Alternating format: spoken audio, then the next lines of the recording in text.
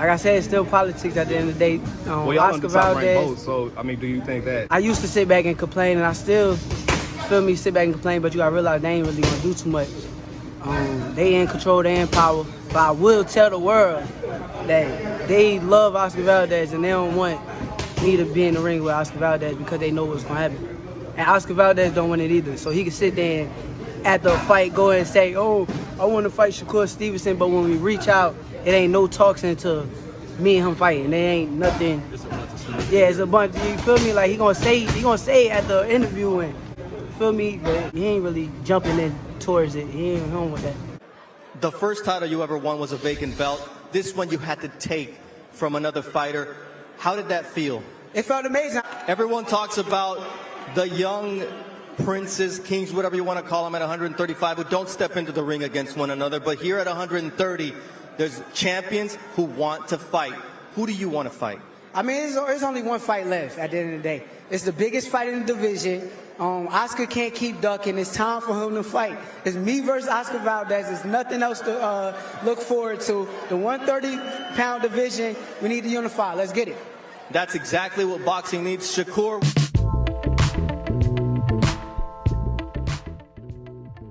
Breaking news of ESPN cuts off Shakur Stevenson live on-air interview when he called out Oscar Herbal T. Valdez to fight and stop ducking after the biggest win of his career. ESPN purposefully chose not to air Shakur Stevenson post-fight interview, as Shakur was literally walking toward Bernardo Asana, who is ESPN post-fight commentator. That's when Tessitore informed the listeners, if you want to watch the post-fight interview, then head to ESPN Plus. But ironically, I was actually watching the fight on ESPN Plus, and they cut off the coverage there as well.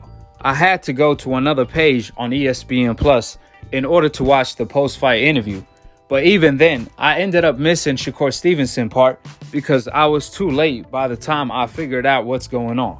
Now imagine the millions of people that was tuning in to hear what Shakur Stevenson have to say and him calling out the duck in Oscar Valdez. In other words, ESPN robbed Shakur Stevenson of his biggest moment of his entire life, all to protect a duck on steroids in Oscar Valdez. And for the people that may say they posted it on YouTube, well, that don't mean anything because that's only a fraction of the millions of people that was watching on live. You really think Drake is gonna go on YouTube to watch the interview and all these celebrities, including the casual fans? Absolutely not. Because if they did, then that video will have millions of views. So ESPN knew exactly what they were doing. And y'all sure can't say they ran out of time, that's why. Because of the absolute fact, this fight didn't go to distance. So we know they had time because Shakur stopped Jamal Herring. So again, that's how we know for a fact they had enough time. Meanwhile, Oscar Valdez on PEDs goes to distance against Robson and robs him in the process. However, when it comes to Oscar Valdez, ESPN has enough time to air his interview live on ESPN. Exactly the way they do for many other fighters, just not Shakur. Again, they robbed Shakur of the biggest moment, the biggest joy of his career till this day. All to protect Oscar Valdez and ease the pressure off of him. To make matter worse, peep this pattern. Top Rank and ESPN admitted that the biggest fight at 130 pounds is Shakur versus Oscar Valdez. Top Rank and ESPN also have both fighters fighting on the same network under the same promotional company, where they claim they have been building this fight for years. But ironically, every time Oscar Valdez fights on ESPN, they never mention Shakur Stevenson's name, as if Shakur's name is forbidden to be mentioned whenever Oscar Valdez is fighting. All thanks to the DCAF's racist wizard, Tessitore, where Andre Ward and Timothy Bradley never failed to follow his lead, even though ESPN supposedly is building the fight up. To make matter worse, whenever Shakur Stevenson is fighting, they never mention Oscar Valdez's name. From Mark Kriegel, Tessitore, even Timothy Bradley and Andre Ward, which is so disappointing. During Shakur versus Herring fight, no one brought Oscar Valdez's name, not even once, during the entire card, the entire event. Now I can understand why Mark Kriegel and Tessitore not mentioning Oscar Valdez's name due to their racial agenda. Even Timothy Bradley, since he's an Uncle Tom. However, it's unbelievable to see Andre Ward being on code, as if it's forbidden to mention Oscar Herbal T. Valdez's name whenever Shakur Stevenson is fighting. In fact, Shakur should ask Andre Ward, I thought I was your guy. I thought you had love for me. And you protecting Oscar Valdez from me? Going out of your way to do so. Now, we're not asking Andre Ward to be biased. All I'm asking Andre Ward to do is do your job. Why follow the NBF League racist script, the No Black Fighters League in the sport of boxing? It's like Andre Ward and Timothy Bradley won't say anything unless Mark Kriegel and Tessitore sets the tone. It's a darn shame that legendary fighters will follow the lead of a person that don't even have a clue what the leather on the boxing gloves smell like. I mean, it's fair to say that ESPN is trying to outdo HBO when it comes to their racist commentary. Even Larry Merchant and Jim Lampley wasn't this bad. Would you believe Larry Merchant and Jim Lampley told Floyd Mayweather to fight Pacquiao on steroids? Why not? That's what they told Floyd. If you're the better man, why not? Back when Pacquiao turned down a fight due to random drug testing. And even they, Larry Merchant and Jim Lampley, every time Floyd Mayweather fought on HBO, all they mentioned was Pacquiao name all night.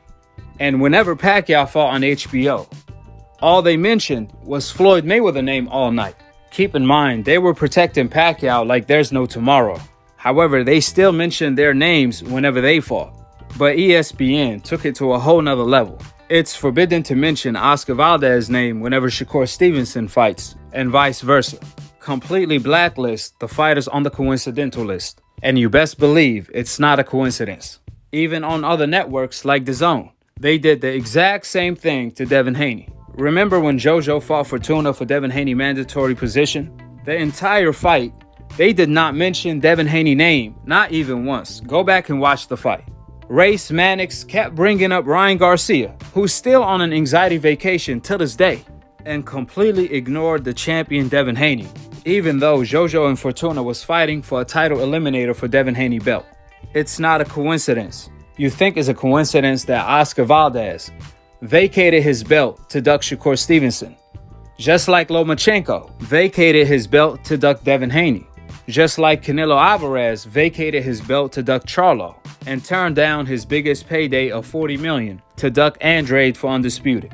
You do the math. Old media is trying to create the NBF League in the sport of boxing, which is exactly why the no honor, the no courage, the no cojones Oscar Herbal T. Valdez is already in the process of ducking Shakur Stevenson again by wanting to fight Emmanuel Navarrete, who's a 126-pounder, instead of keeping his word of wanting to fight the winner of Shakur versus Herring.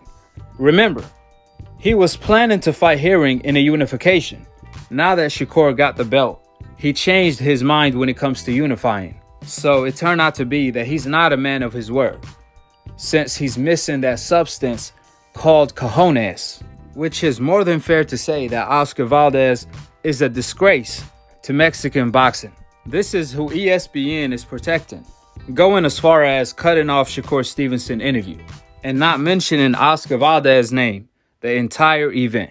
This was the downfall of HBO boxing, which is desperately looking for a fighter from the hopeless to be the face of the sport. From Gennady Golovkin, Kovalev, Canelo, Lomachenko, Nonito Donaire, Roman Gonzalez, etc., etc., etc. They disrespected Floyd Mayweather, and that was the downfall of HBO. And ESPN will suffer the same fate for disrespecting their version of Floyd Mayweather in Shakur Stevenson.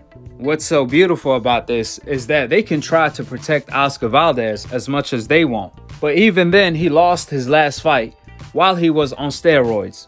Last but not least, Shakur Stevenson said that, I feel like Bob Arum and Top Rank is protecting Valdez if they don't make the Oscar Valdez fight next and make Valdez versus Emmanuel Navarrete instead. Shakur Stevenson also wants to fight Lomachenko, but obviously Lomachenko wants no smoke with Shakur Stevenson.